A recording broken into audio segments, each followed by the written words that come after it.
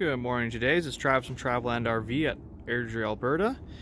Just want to give you a quick tour walk around of a 2017 Airstream Sport Bambi. Unit is fully LED lights outside and inside. It's going to have the Goodyear tires around. It's going to become more of a tutorial of how to use the unit and where everything is. So on the outside you'll see your electric connectors matched up with an LED step light underneath. Your steel step as well sets in and then pulls right out if you lift up and pull out. Moving to the door, it's going to be a screen and a full door system. So the latch here is going to open up and detach the screen from the door, allowing you to close that by itself. Close the whole center section off to give yourself just a nice screen. The door will stay latched to the outside.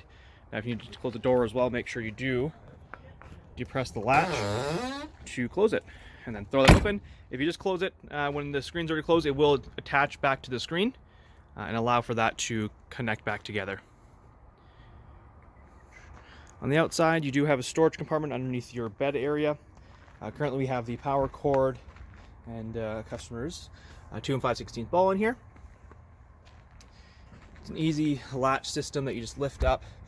So all you do for the latch is just spin it and push down. If you want to lock it, there's a key that comes with it. To open it up, put your thumb on the lines that are on here, push it in and spin to open it up. Moving around to the front, you have your 2 added stone guards on this Sport with the detachable side solar guards for your windows. So best way to do that is open up your middle one, so just pull back the rubber handles, open the middle one up. It'll have 2 arms on the sides, and all you gotta do is spin this latch here to tighten it up to keep it up. Now to take the side ones off, all you're gonna do is spin the screws about 90 degrees. They're gonna detach as it just little catches there, and then you can open up this side window and actually pull it right, or lift it up and take it right off if you wanted to. This front window does open from the inside, so I'll show you that when we get inside there. And just reattach it, just let it down and pull your rubber catches back over. Now in front of me here is your propane cover.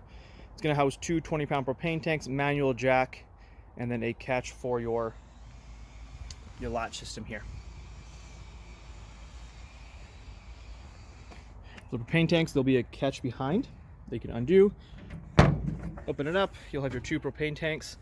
Obviously open and close on the propane tanks on each one, and then you have your auto changeover regulator, so you can kind of pick and choose which one you want to take from. Or if you leave it straight down, it'll take from both. You'll feel a little arrow on it. Where my finger is there, you feel a little arrow there. That's going to give you the direction of which tank it's actually taking from.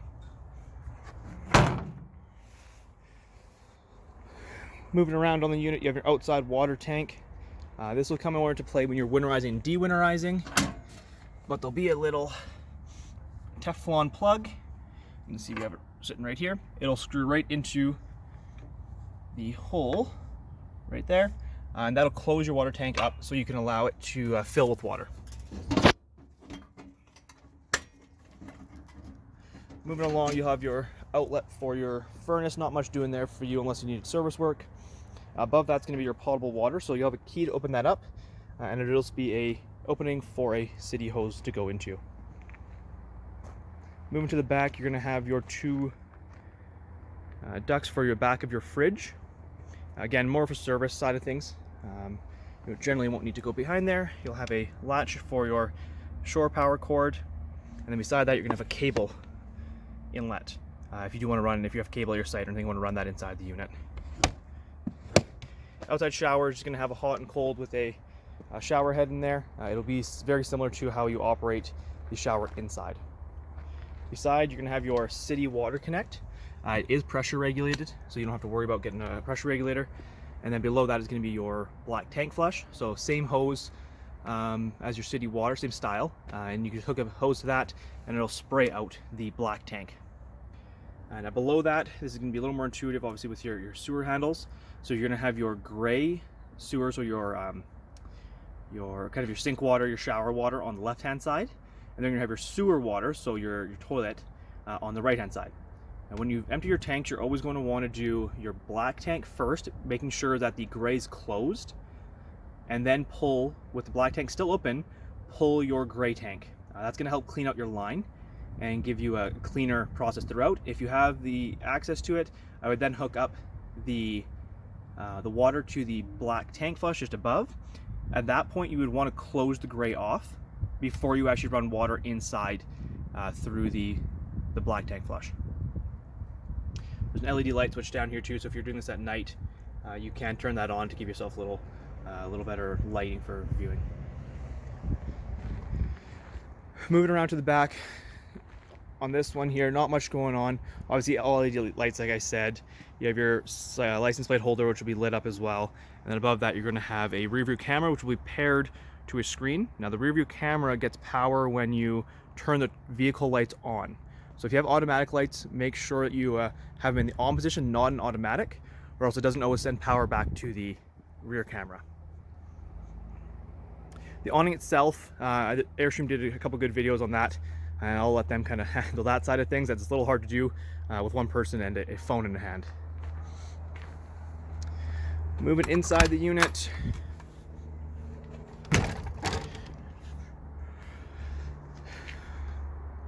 you can have a cabinet when you walk right in your right hand side here. Obviously, you're going to have your fire extinguisher, latches throughout. This one, I believe they added a couple latches. It is used unit.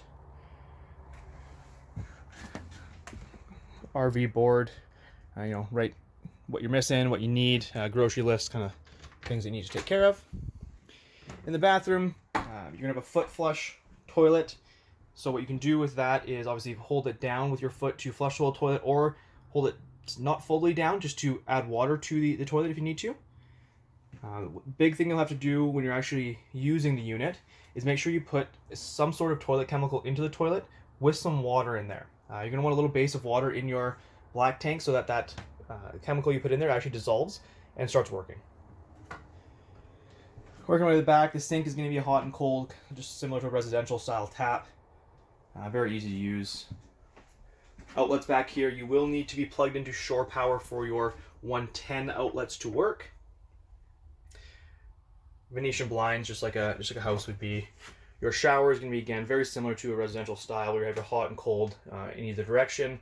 Now, the biggest difference in showering in an RV is your shower head here has an on and off switch. What you're going to want to do to conserve hot water is set your temperature when you're outside of the shower and then turn the water directly off from your shower head.